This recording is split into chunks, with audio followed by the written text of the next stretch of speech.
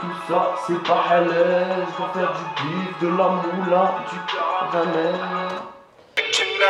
Yo, pilon, monnaie, bitches, pilon, monnaie, bitches.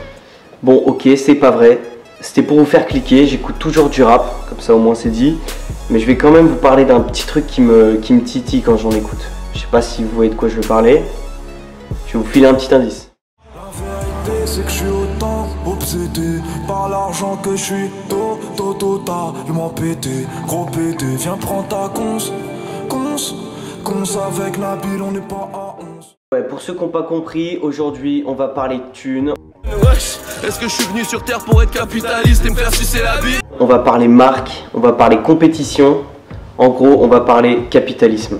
Alors, le rap actuellement, c'est un style à la mode. Et plus que ça, c'est le style de musique numéro 1 dans beaucoup de pays. Les plus gros morceaux du top 50, ils sont souvent composés de musique urbaine.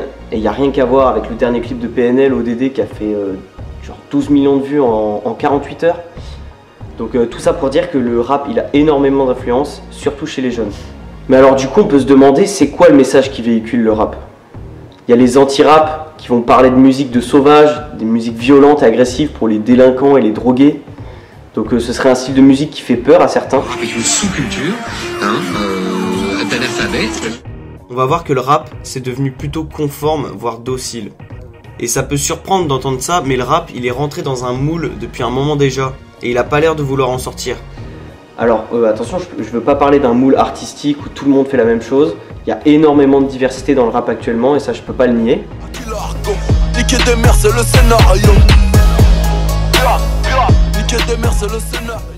Mais c'est plutôt par rapport aux textes qui se ressemblent. Les rappeurs, ils ont tendance à souvent aborder les mêmes thèmes les uns les autres.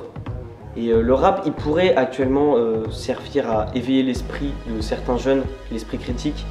Mais je trouve qu'il le fait pas et au contraire, c'est malheureux, mais je trouve qu'il fait l'inverse. Qu'on soit clair, cette vidéo, elle est pas là pour faire de la propagande gauchiste ou pour critiquer les rappeurs. Chacun fait ce qu'il veut, mais c'est plus pour faire un constat en fait sur ce que représente aujourd'hui le rap. Pas dans sa globalité évidemment, je suis pas un expert, mais du moins une généralité qui en ressort. Avant même d'avoir un problème communautaire, un problème de sexe, un problème de quoi que ce soit qu'on veut, on est d'abord des pauvres quoi. Ouais.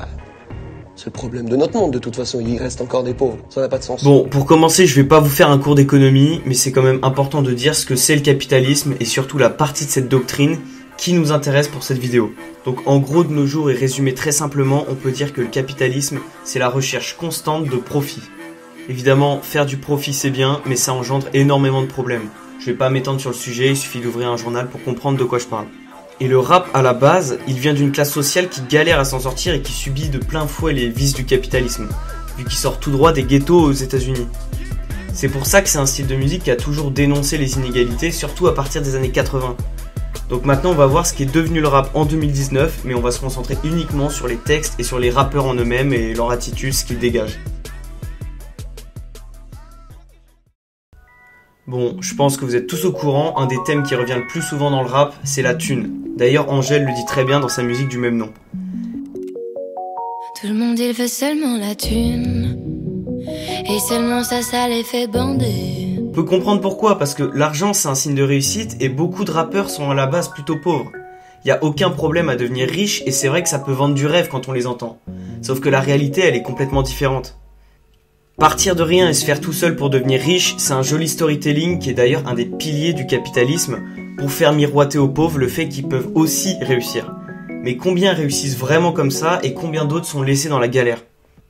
Et puis, ça peut paraître con comme réflexion, mais la richesse, ça apporte pas forcément le bonheur.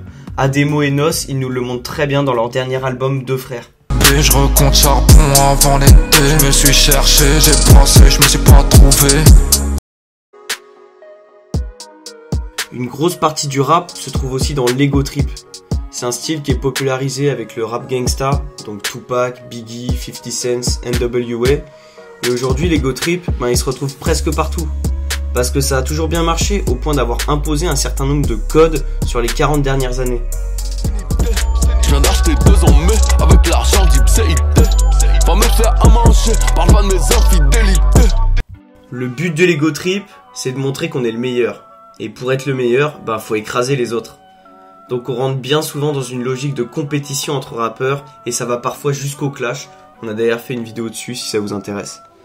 On voit bien que l'ego trip et le rap gangsta, c'est pas du tout des styles qui vont mettre en avant la solidarité, mais plutôt l'individualisme et le chacun pour soi. Ce qui a plutôt l'air de faire chier Kerry James qui a passé une grande partie de sa carrière à se battre contre ça. Pour soi, personne ne nous respecte et je crois savoir pourquoi. On est avare et divisé. On se fait avoir, on ne forme même pas une communauté. Préoccupés par le besoin, serait-on tous myopes, incapables de voir loin? On veut pas le bien.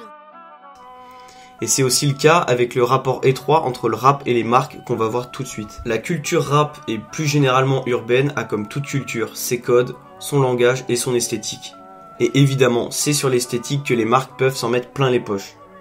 Et bien souvent gratuitement puisque les rappeurs adorent citer des marques prestigieuses dans leurs sons pour montrer qu'ils ont les moyens d'acheter ce genre de produits.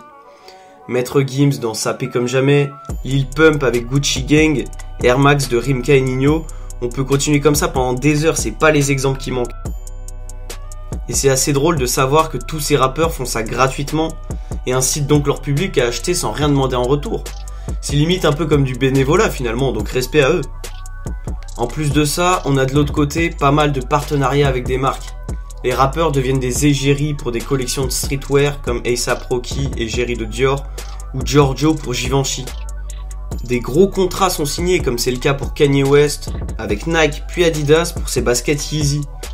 Après, les réseaux sociaux servent beaucoup à mettre des marques en avant, donc principalement sur Insta, où là c'est le concours à celui qui aura le meilleur flow et les meilleurs saps.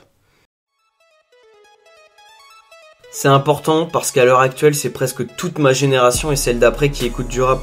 La musique, elle joue un rôle déterminant dans le développement personnel, vu que les paroles d'une musique peuvent avoir des répercussions sur les gens qui l'écoutent. Le message qu'elle transmet a un impact qu'on peut pas négliger, surtout à l'adolescence. D'ailleurs, la dépression est un sujet qui revient de plus en plus dans le rap américain, avec Lil Peep, XXXTentacion, Denzel Curry ou Suicide Boys, mais aussi dans le rap français, avec L'Homme Pâle, Damso, PNL ou Orelsan. Ce phénomène, c'est peut-être tout simplement la traduction d'une génération en manque de repères. Génération à qui on a fait miroiter gloire, célébrité et richesse et qui arrivée à l'âge adulte est complètement perdue. Puis j'ai envie de dire, si ce genre de son marche, pourquoi les rappeurs se priveraient d'en faire? Ça rapporte beaucoup d'argent et des millions de personnes les écoutent.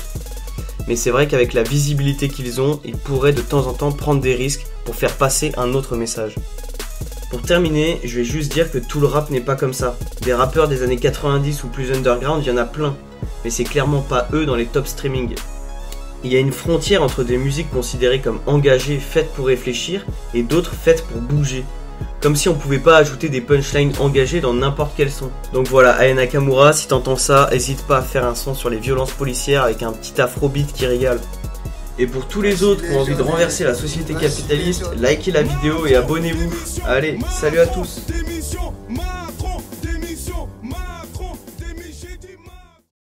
Moi, c'est un vrai rêve pour moi d'avoir énormément d'argent et d'être sur un rocking chair. Ouais, ça c'est mon rêve. Avec la forêt devant moi comme ça, une lisière de forêt et des écureuils.